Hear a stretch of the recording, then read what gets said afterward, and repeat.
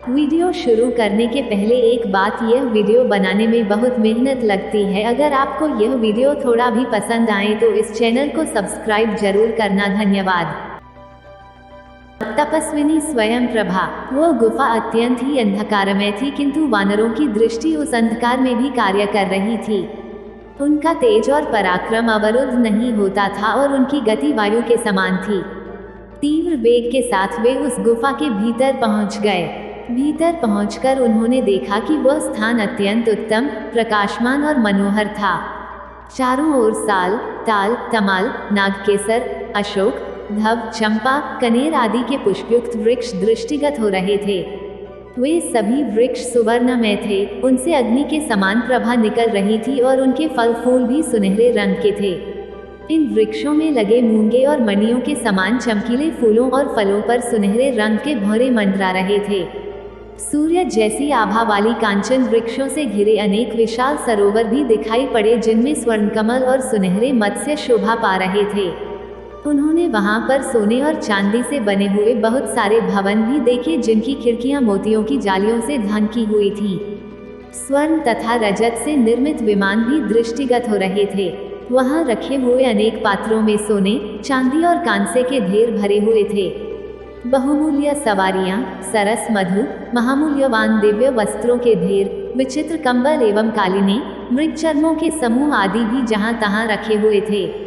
कुछ दूर जाने पर उन्हें वकल और काले रंग का मृगचर्म धारण किए हुए एक स्त्री दिखी, जिसका मुख तपस्या के तेज से दमक रहा था।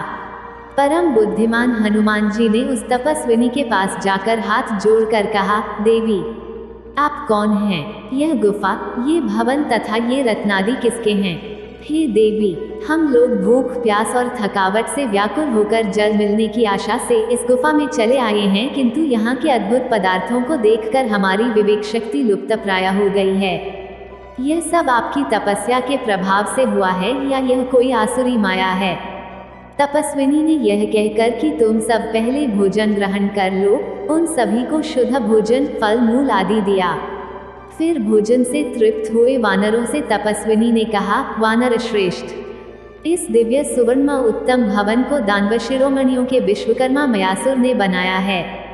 इस भवन में निवास करते हुए मयासुर का संपर्क हेमा नाम की अप्सरा से हो गया, जिससे क्रुद्ध होकर देवराज इंद्र ने अपने वज्र से मयासुर का वध कर डाला। अब यह स्थान हेमा के ही अधीन है। मैं मेरसावर्णी की कन्या हूँ और मेरा नाम स्वयंप्रभा है। हेमा मेरी प्रिय सखी है, उसी के द्वारा नियुक्त होकर मैं इस स्थान का संरक्षण करती हूँ। अब तुम लोग बताओ कि तुम लोग किस प्रयोजन से घूम रहे हो? पवन कुमार हनुमान जी बोले, देवी, पिता की आज्ञा से दशरथ नंदन श्री राम अपनी पत्नी सीता और अनुज लक्ष्मण के साथ दंडकारण्य में निवास कर रहे थे। जनस्थान में आकर रावण ने उनकी स्त्री का बलपूर्वक अपहरण कर लिया।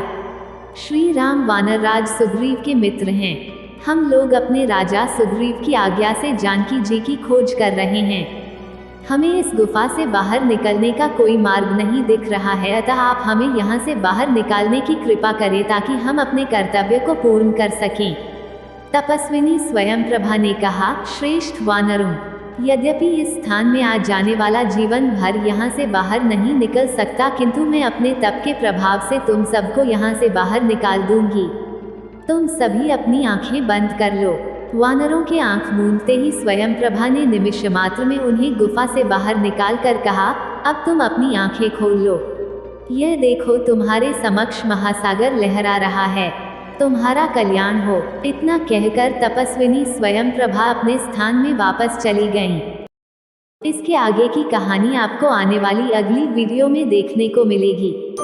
यह वीडियो देखने के लिए धन्यवाद दोस्तों।